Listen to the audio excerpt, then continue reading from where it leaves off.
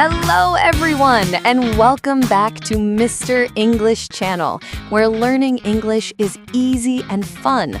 I'm Emily. Hello, Emily. Hi, everyone. It is so wonderful to be here with you all today. I am feeling very energized and ready to chat. I can see that, Paul. You have a big smile on your face today. Did you have a good morning? I did. I went for a long walk, I saw the sun, and I had a very delicious breakfast. It was a perfect start to the day. And you, Emily? How are you doing? I am doing great. I am very happy because today's topic is something that so many people ask us about. It is a very special episode. Oh, I love special episodes. What is the big topic for today? Today, we are going to help our listeners answer one of the most common questions in English, whether you are at a job interview, a party, or meeting a new neighbor. Someone will eventually say, "Tell me about yourself." Wow, that is a big one. Even for me, sometimes that question is a little scary. You think, where do I start? What do I say? Do they want to know about my cat or my job? Exactly. It can be confusing, but don't worry, everyone. We are going to make it simple, natural, and fun today. We will give you a clear plan so you can speak with confidence. That sounds perfect, Emily. I think this will help so many people. But before we dive into the tips, we have to remind our wonderful friends about something important, right? Oh, yes. Thank you, Paul. Everyone, if you enjoy our chats and you want to support us, please click the like button right now. It really helps our channel. Yes, it does. And if you are new here, welcome. Please subscribe to Mr. English Channel. We make these podcasts because we want to help you love English. And don't forget to share this episode with your friends. If you have a friend who is preparing for an interview or just wants to improve their conversation skills, send this to them. Sharing is caring. Okay, Emily, I am ready. My notebook is open. How do we start answering the question, tell me about yourself? Okay, Paul. The first thing to remember is that you don't need to tell your whole life story. We don't need to know what you ate for lunch when you were 5 years old. Oh, good, because I don't remember that anyway. So, no life stories. What is the goal then? The goal is to give a snapshot of who you are right now. I like to use a simple 3-step plan. I call it present, past, and future. Present, past, and future. I like that. It's like a timeline. Can you explain the present part first? Sure. You start with the now. Who are you at this moment? What is your name? Where are you from? And what is your main focus right now? For example, your job or your studies. Ah, okay. So if someone asks me at a party, I could say, well, I'm Paul. I live here in the city, and I currently work as a podcast host and English enthusiast. Exactly. That is short, clear, and friendly. It tells the person your name and what you do with your time. It gives them a starting point for the conversation. That feels easy, but what if I'm in a job interview? Is the present part the same? Great question. In an interview, you want to be a bit more professional. You could say, I am currently a marketing specialist with 5 years of experience in social media. You're still talking about the present, but you're highlighting your professional identity. I see. So you adapt your answer depending on who is listening. That makes a lot of sense. Yes, always think, who am I talking to? Now, Paul, let's look at step 2, the past. The past. Do I talk about my school or my previous jobs? You talk about the things that led you to where you are today. It's like a bridge. You can mention your education or a big project you worked on. It shows that you have experience. Okay. So I could say, before this, I studied communication at university, and I worked for a small radio station for 3 years. That is where I learned how much I love talking to people. Perfect. You see, you connected your past experience to your current passion. It makes your story feel very natural. I'm starting to feel more confident already. Present, past, and the last one is future, right? Yes, the future. This is where you talk about your goals or what you're excited about. It shows that you're a positive person with a plan. Let me try for the future part. In the future, I want to travel more and maybe start a second podcast about cooking. I am very excited to learn new recipes. A cooking podcast. I would listen to that, Paul. I know you love food. But that is exactly right. It ends your introduction on a high note. It shows personality.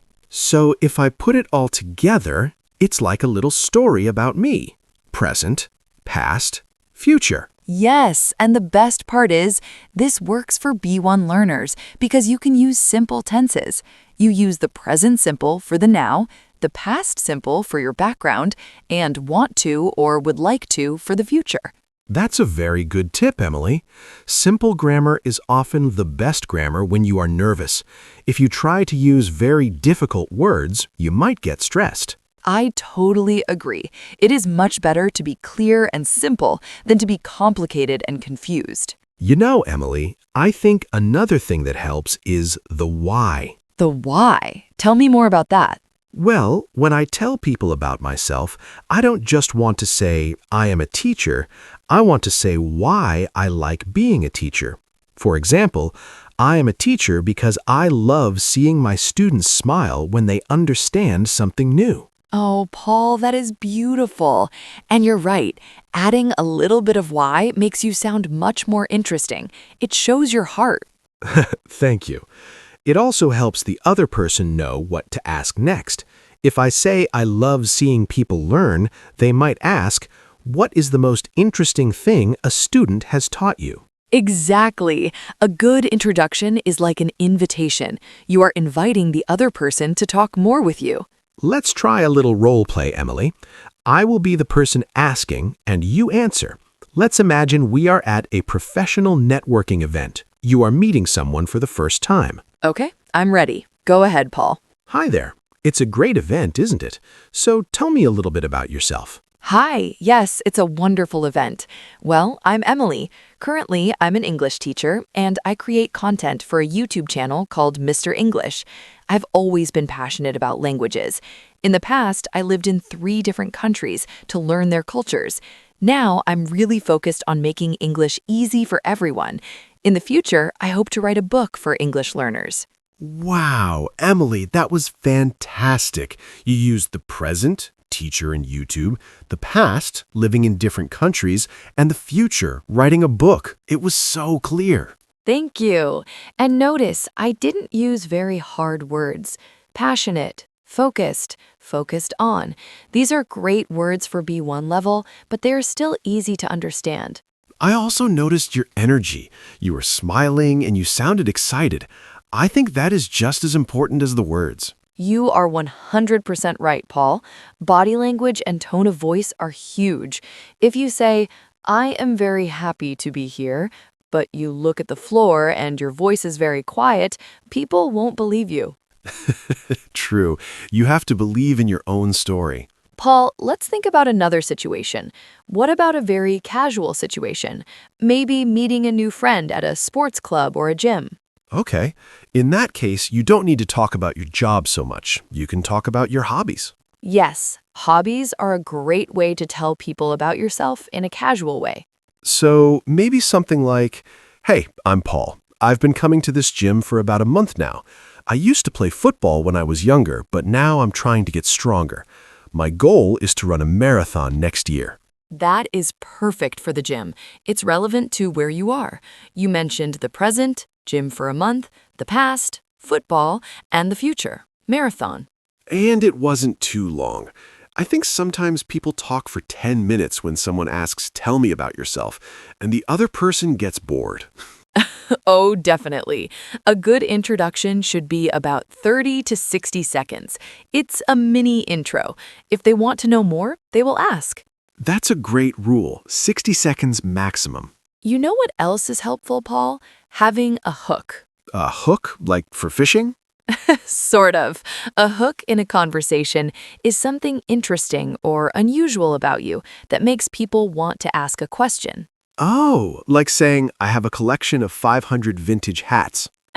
Yes, that is a great hook. If you say that, the other person will definitely say, wait, 500 hats? Where do you keep them? I don't really have 500 hats, but I do have a lot of books. See? Even I am a big book lover can be a hook. People might ask what you are reading right now. This is all so useful. I think the key is preparation. You don't want to think of these things for the first time while the person is looking at you. Exactly. I always tell my students, write it down. Write your present, past, future introduction in your notebook. Practice saying it in front of the mirror. I agree. Practice makes, not perfect, but confident. I love that. Practice makes confident. That should be our new motto. Yes. So, Emily, we talked about the three-step plan, we talked about the why, we talked about body language, and we talked about the hook. What about when we get stuck? What if we forget the words? Oh, it happens to everyone, even to us. If you get stuck, just take a breath and smile. You can say, "Sorry, I'm a bit excited today." It's okay to be human. People like people who are real. That's true. You don't have to be a robot. You were just a person talking to another person. And remember, the person asking the question probably wants you to do well. They're not testing you. They just want to know you. That's a very healthy way to look at it. It takes the pressure off. It really does. Paul, I'm looking at the time and we've shared so many good tips. I think we should do a little recap for our friends. That's a great idea. Let's see if we can remember the main points together. Well, first, we said that you don't need to tell your whole life story, right? Right, just a snapshot. And we have that great three-step plan: present, past, and future. Start with who you are now, mention a bit of your background, and then share a goal for the future. Yes, and don't forget the why. Tell people why you love what you do. It makes you sound much more interesting. And we talked about keeping it short, about 30 to 60 seconds. Don't talk for too long or the other person might fall asleep. Exactly. And use a hook, something fun or interesting about you to keep the conversation going. Plus, body language. Stand tall, smile, and look at the person. It shows you are confident, even if you feel a little nervous inside. And the most important thing, practice. Write your intro down and say it out loud. The more you say it, the easier it becomes. Wow, we covered a lot. I feel like I know myself even better now. Me too. It's always good to reflect on who we are and where we are going. Well, everyone, we hope you found these tips helpful. Now you have a plan for the next time someone asks you that big question. Yes, you can do it. We believe in you. And before we go, we want to hear from you. We have a question for our wonderful listeners. Ooh, yes. Tell us in the comments below. Tell us a little bit about yourself. Use the present, past, future plan we talked about today. Yes, we would love to read about you. What do you do now? What did you do before? And what is your big goal for the future? It's a great way to practice your English writing. We will be reading your comments. And if you haven't done it yet, please subscribe to Mr. English channel and give this video a like. It means so much to us. Share it with your friends, your family, your coworkers, anyone who is learning English. Thank you so much for hanging out with us today. It was a real pleasure. It really was. You all are amazing. Keep practicing, keep smiling, and we will see you in the next episode. Bye-bye, everyone. See you soon. Bye, everyone.